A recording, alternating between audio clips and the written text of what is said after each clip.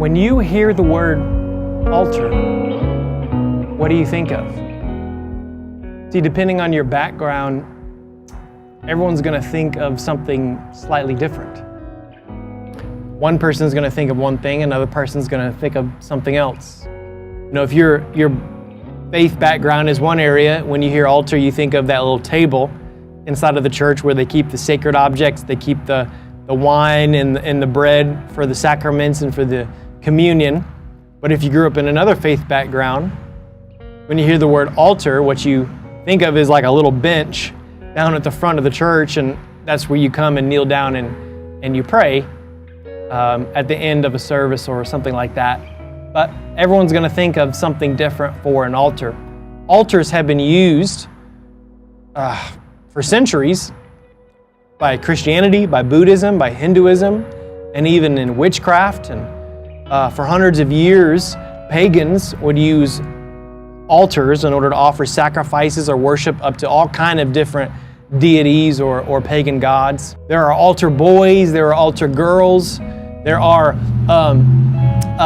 marriage altars, there are altars in shrines and in temples and in churches, and even altars in ancient Judaism. In the Old Testament, God comes to Moses and God commands Moses to build an altar. And this altar was going to be used for animal sacrifices and ultimately for the forgiveness of sins. And so Moses, through the law that he's given by God, institutes this commandment for the Hebrew people. And for 2,000 years, the Hebrew people offered sacrifices for the forgiveness of sins.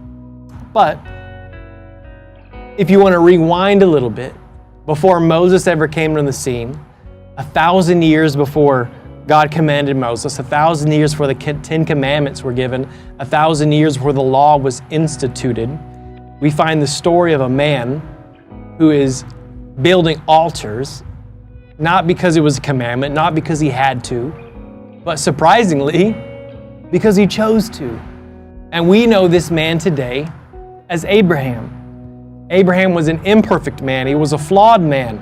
The Bible doesn't ever try to hide this or cover this up. At times, Abraham is a fearful man. He is an insecure man. He's caught being untruthful with people. Yet for all his faults and all of his flaws, he is known for his relationship with God. Abraham was a man who was so close to God that the Bible refers to him as God's friend. His relationship with God was so deep and so profound that today, all these years later, he's still known as the father of all people who trust in God and look to him in faith.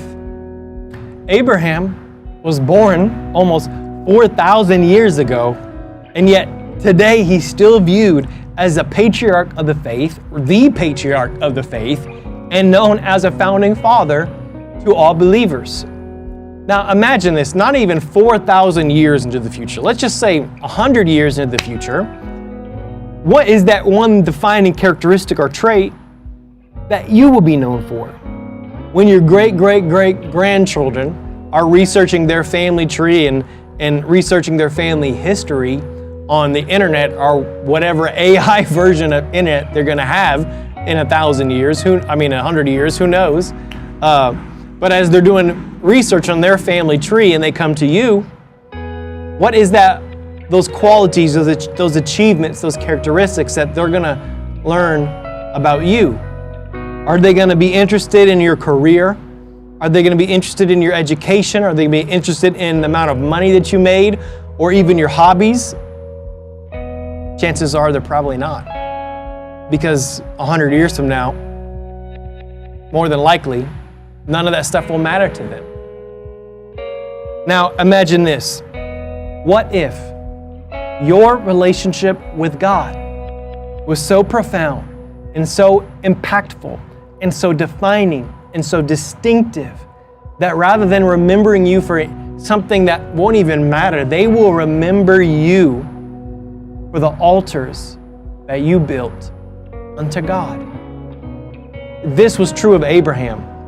Abraham was known for the altars that he built. He literally left a trail of altars wherever he went. And What's amazing is that this is even before the time of heavy machinery, before the time of tractors and backhoes, and that means if an altar was going to be built, it was a labor-intensive process. It was a back-breaking process, and building an altar would give you calluses, it would give you blisters.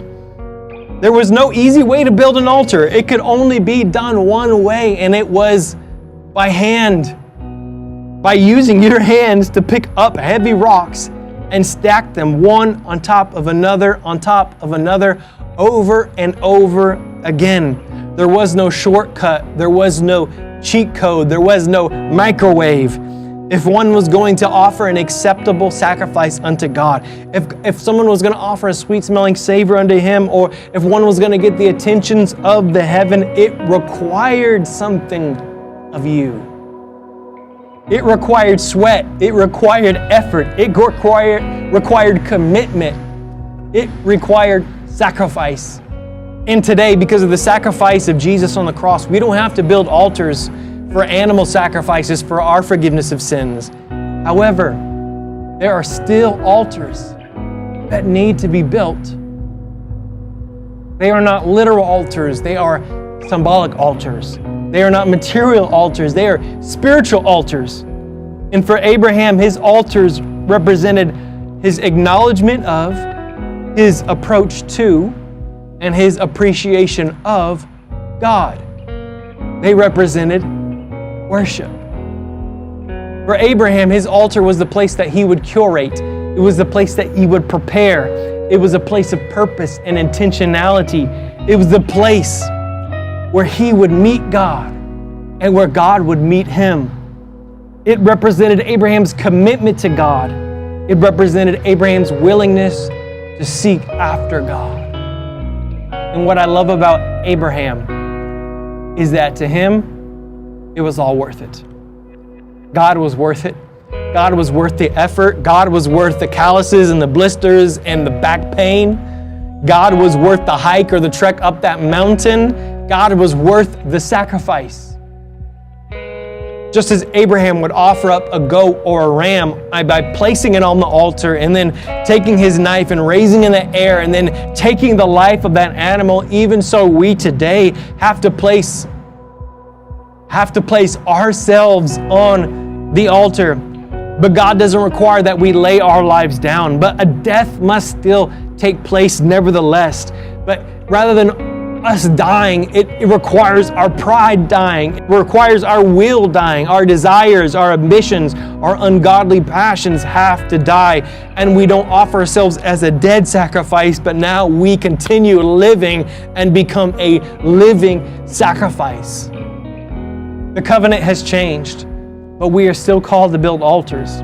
We're still called to take up crosses and commit ourselves to God.